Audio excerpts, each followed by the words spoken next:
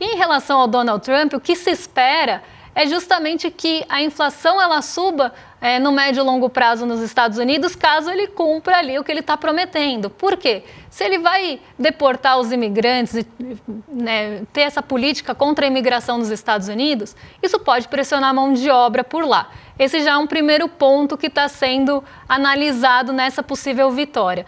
Em outros momentos, ele também teve algumas posições mais protecionistas e falou que vai continuar com essas posições mais protecionistas em relação aos Estados Unidos, colocando barreiras comerciais, aumentando tarifas.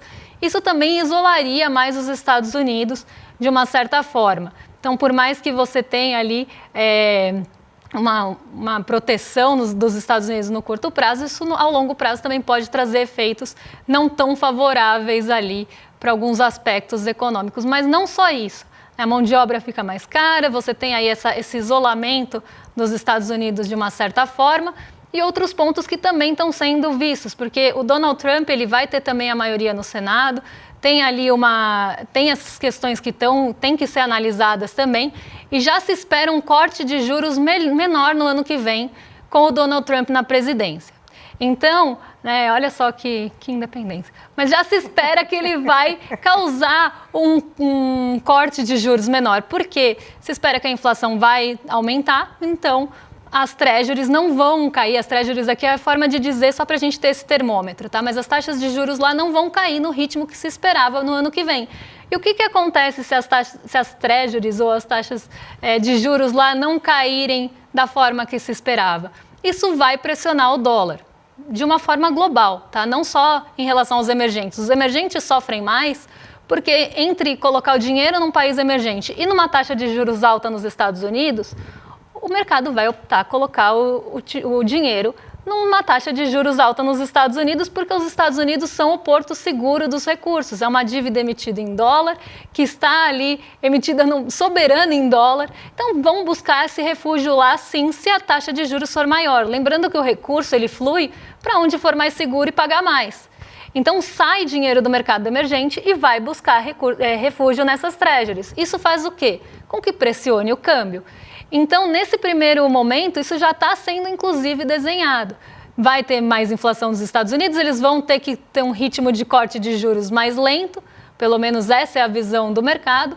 Com um corte de juros mais lento, você vai pressionar outras moedas, tanto pares de dólar quanto emergentes, que acabam sofrendo numa proporção maior. E por isso eu peguei o peso mexicano como comparação, porque foi uma moeda que teve um comportamento bem parecido com o do Brasil esse ano, e acaba sendo também um país emergente que acaba sofrendo com questões dos Estados Unidos.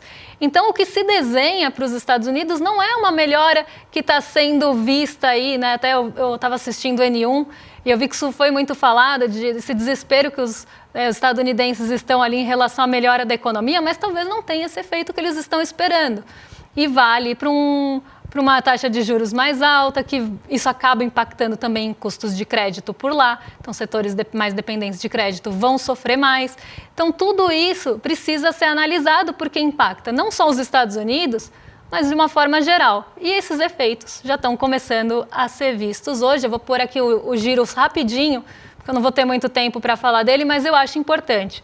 As treasuries de 10 anos, que são os rendimentos dos títulos de dívida dos Estados Unidos com vencimento para 10 anos, só hoje subiram 4,5%. Os futuros de Nova York estavam subindo bastante, ali na casa dos 3%, mas o que eu quero trazer, como a gente não tem a abertura ainda lá, eu quero trazer para vocês é justamente esse movimento dos juros. O que acaba acontecendo com esse movimento dos juros? Acaba pressionando os nossos juros futuros aqui no Brasil também. Então, se a gente tem uma possível alta, uma redução mais lenta dos juros nos Estados Unidos, isso vai impactar a expectativa para os juros aqui. E aí é o que a gente estava falando, já começa a aparecer esse efeito na nossa taxa de juros.